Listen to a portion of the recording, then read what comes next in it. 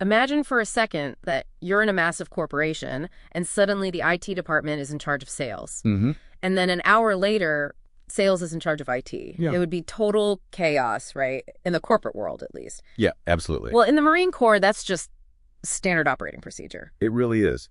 And that's what we're digging into today. We're looking at the source material for the command element, specifically the 108 reference. Right. It's basically the instruction manual for the central nervous system of a Marine air-ground task force. That's a good way to put it. So the mission for this deep dive is to decode that system. How do they balance this rigid military hierarchy with a super flexible who's in charge approach to, actually win battles? Well, we have to start with the sheer scale of it all. The documents start with the Marine Expeditionary Force, the MEF.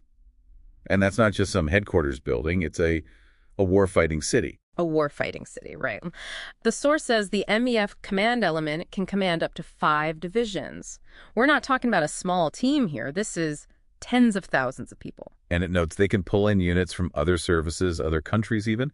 It can act as a full-on joint force headquarters. It's the sledgehammer. It is, but what I found really fascinating was how that sledgehammer scales down into a scalpel. You're talking about the MEU, the Marine Expeditionary Unit. Exactly. The MEU, Special Operations Capable, I was just reading their mission list, and the acronyms alone are wild. You've got TRIP. Tactical Recovery of Aircraft and Personnel. Yeah, basically going behind enemy lines to rescue a downed pilot. And then there's GOP.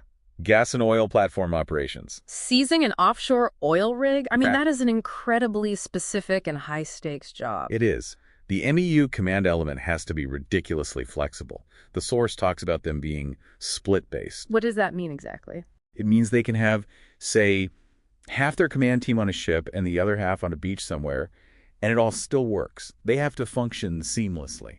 Okay, so you have the giant MEF and the agile MEU. But here's the question I kept coming back to. How do you stop the jet guys and the ground guys from just fighting over who gets the resources? Now that is the secret sauce. This is my favorite part of the doctrine.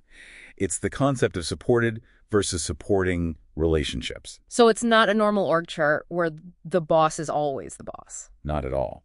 The boss actually changes depending on the phase of the fight. Yeah. So let's say they're doing long-range strikes to shape the battle space. Okay. In that phase, the aviation combat element is the supported commander. They're the main effort. The ground troops are just there to support them. But then as soon as they get into close quarters combat, the roles flip instantly. The ground combat element becomes the supported commander, and those jets are now supporting. They work for the infantry. It creates a unity of effort without shredding the org chart every few hours. That makes so much sense. But then the document throws this alphabet soup at you, all the cons. Oh, yeah. AidCon, OpCon, TACON. It can feel a little dense. So let's break that down. AidCon seems pretty straightforward. Administrative control. That's all the HR stuff, basically. Pay, promotions, logistics, discipline. If I have AidCon over you, I'm responsible for your career. Simple as that. Then you have OPCon. Operational control. Right, and that's mission ownership.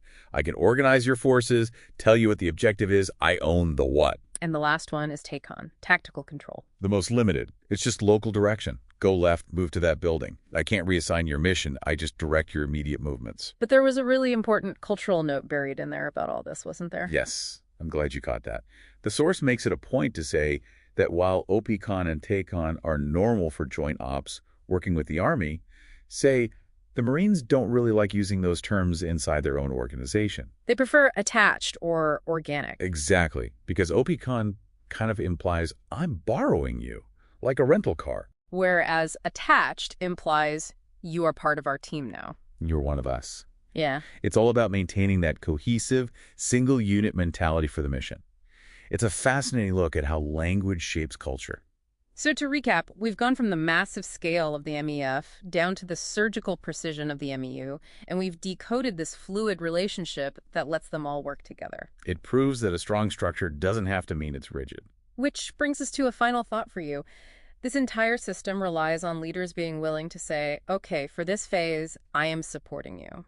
They step back and let someone else take the lead. A total lack of ego, really. So how much more effective could our own organizations, our own teams be if leadership was seen less as a permanent title and more as a temporary role you take on when you're the one doing the critical work? Something to think about. Thanks for joining us on this deep dive.